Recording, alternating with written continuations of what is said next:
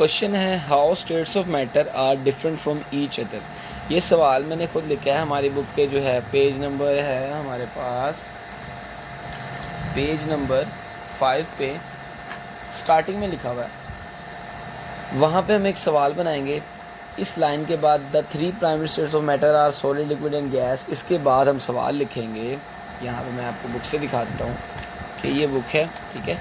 यहाँ पे हमने जो है ये सवाल यहाँ से नोट डाउन करना, यहाँ से लेके यहाँ तक इस सवाल का आंसर है। मैंने पॉइंट्स में लिखा, मैं आपको बताता हूँ। How states of matter are different from each other. एक स्टेट ऑफ मैटर जो है वो डिफरेंट कैसे है दूसरी से, ठीक है।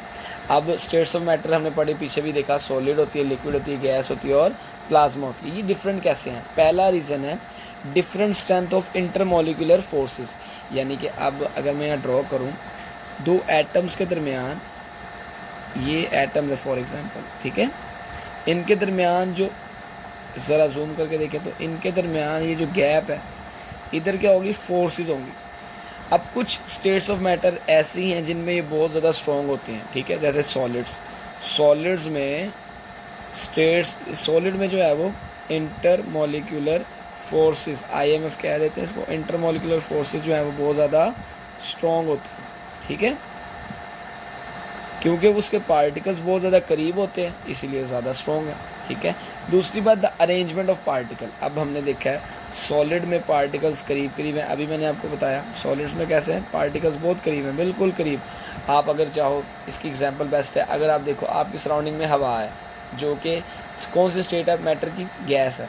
आप हवा में हाथ को ऐसे ऐसे करते हैं, ऐसे ऐसे, तो आपको फील होता है, लेकिन उसके मॉलिक्यूल इतने दूर दूर हैं कि आप उसमें ईजीली अपना हाथ को मूव करवा सकते हैं। सेम इट इज सेकंड में, लिक्विड में क्या है? मॉलिक्यूल्स थोड़े थोड़े से दूर हो जाते हैं लिक्विड में, ठीक है। आप पानी में हाथ डालते हैं, पानी में आपका हाथ गीला हो जाता है, आपको लेकिन फील होता है कि आपने पानी में हाथ डाला। तीसरी बात, सॉलिड। अब किसी सॉलिड चीज़ में आप हाथ डाल सकते हैं? बिल्कुल नहीं, क्योंकि उसके दरमियान कोई स्पेस ही नहीं है। अरेंजमेंट ही ऐसी है पार्टिकल्स की के दरमियान में कोई स्पेस बाकी है ही नहीं, ठीक हो गया। अब गैसेस में बहुत ज़्यादा स्पेस होती है, इधर से लेके तक इतना ज़्यादा स्पेस है, ठीक है, और गैसेस बहुत ज़्यादा कंप्रेसिबल होती हैं। अब जब हम एक एक करके फर्दर जो है इसकी प्रॉपर्टीज देखेंगे तब हम इसको अच्छे से डिस्कस करेंगे, ठीक है। तीसरी बात, the distance between particles. Solid में डिस्टेंस बहुत कम है, यहाँ पे देख लेते हैं, बहुत कम है। लिक्विड में थोड़ा सा ज़्यादा, और गैसेस में बहुत ज़्यादा डिस्टेंस है, ठीक है। तो ये 3 रीज़न अगर आप लिखते हो तो ये सवाल का आंसर कंप्लीट होता है। पॉइंट्स में मैंने लिख दिया, आप इसका स्क्रीनशॉट